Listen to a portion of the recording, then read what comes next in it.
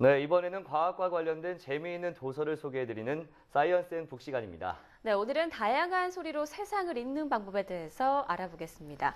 숭실대학교 소리공학연구소장 배명진 교수 나와 계십니다. 교수님 안녕하십니까? 안녕하십니까? 네, 오늘 이번에 내신 책을 소개해 주실 텐데요. 제목이 소리로 읽는 세상입니다. 어떤 내용일지 기대가 되는데요. 좀 소개를 해주실까요?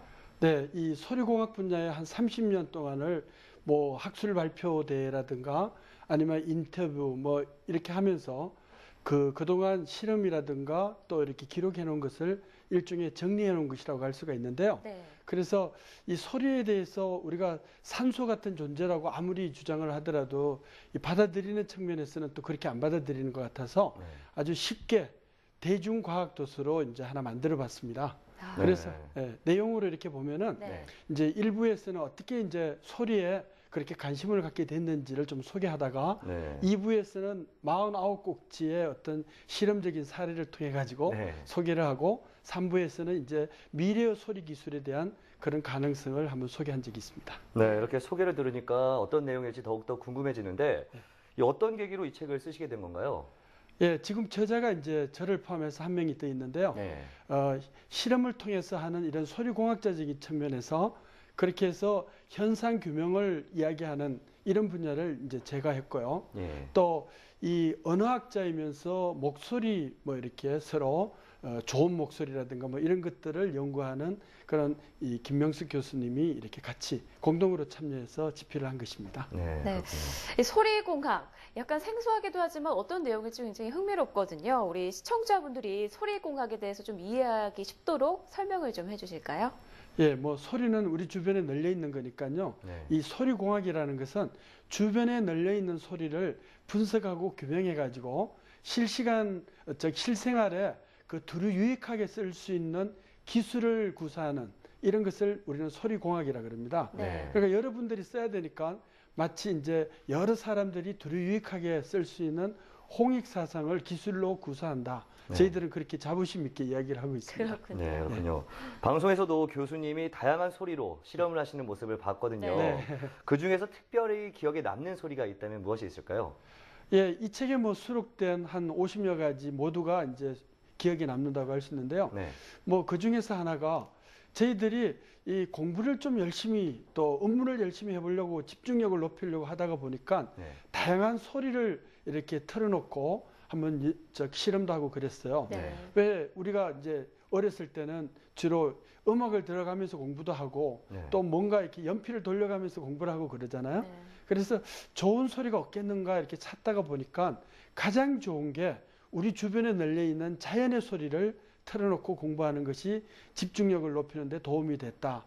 그래서 결국은 뭐 자꾸 막 이렇게 돌고 돌다가 보니까 자연의 소리가 가장 우리하고 밀접하게 와 있고 그것이 우리 생활에 도움이 되는 소리더라 하는 것을 밝혀냈을 때 상당히 보람이 있었고요. 또 뭐 이제 사건 같은 경우에는 예를 들어서 그 70대 어부 같은 경우에 그 남아있는 증거라고는 목소리밖에 없어요.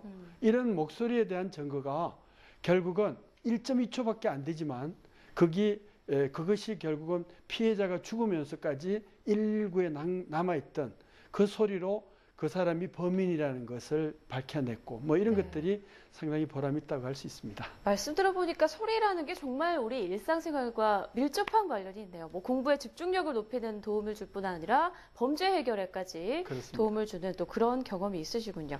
정말 소리의 힘이 무한한 것 같은데요. 그렇다면 교수님께서 또 앞으로 우리 소리의 공학의 미래는 어떨지 또 여기 제시해뒀다고 하셨어요. 어떤 내용인가요? 예.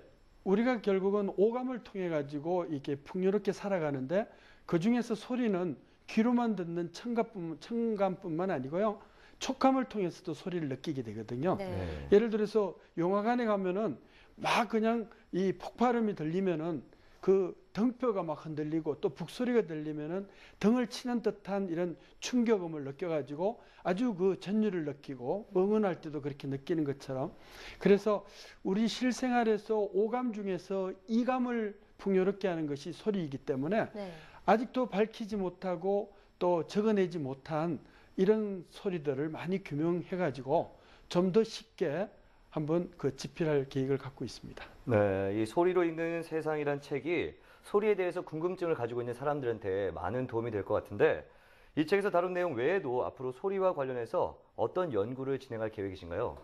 네, 소리가 이제 귀로만 들리면은 그냥 정신 건강에 좋다고 이렇게 할 수가 있는데요. 네. 소리는 이렇게 척추라든가 아니면 촉감을 통해서도 이렇게 전달이 되기 때문에 네. 이 소리가 공명이 잘 이루어지면 건강에 아주 유익한 소리가 될 수 있다는 것을 저희들이 이제 이 책의 하반부에서도 밝히고 있는데요. 네. 그런 연구를 통해 가지고 노벨상을 받을 수 있는 그런 그 업적을 한번 내보고 싶다는 게 하나의 희망이고 목표라고 할 수가 있습니다. 네. 네. 그렇군요. 마지막으로 잠깐 질문을 좀 드리고 싶은 게요. 네. 저희 앵커 둘의 목소리는 좀 어떤지 네. 짧게 좀 평가를 해주실까요? 예, 이제 그 남성 앵커분 네. 밖에서 들어봤는데 네. 목소리가 완전히 그 복합음으로 하음이 많이 울려가지고 네. 중저음이면서 상당히 친근감이 있고 부드러운 이런 네. 목소리라고 할 수가 있고요. 네. 그렇군요. 또 여성 앵커분은 목소리가 아주 생기발랄하면서도 그 다음에 이렇게 신뢰성이 가는 그런 중저음의 톤이라서 상당히 그 말을 할 때 모든 사람의 이렇게 목소리에 빨려 들어가는 이런 소리 톤인 것 같습니다. 감사합니다. 고맙습니다. 이런 발전이 평가를 받게 기대됩니다. 됐네요. 네, 고맙습니다. 앞으로 또 우리 교수님의 책을 통해서 더 많은 분들이 이 책에 소리에 관심을 가지고 네. 또 소리에 대한 다양한 정보를 얻을 수 있기를 기대합니다. 오늘 나와주셔서 고맙습니다. 감사합니다. 고맙습니다.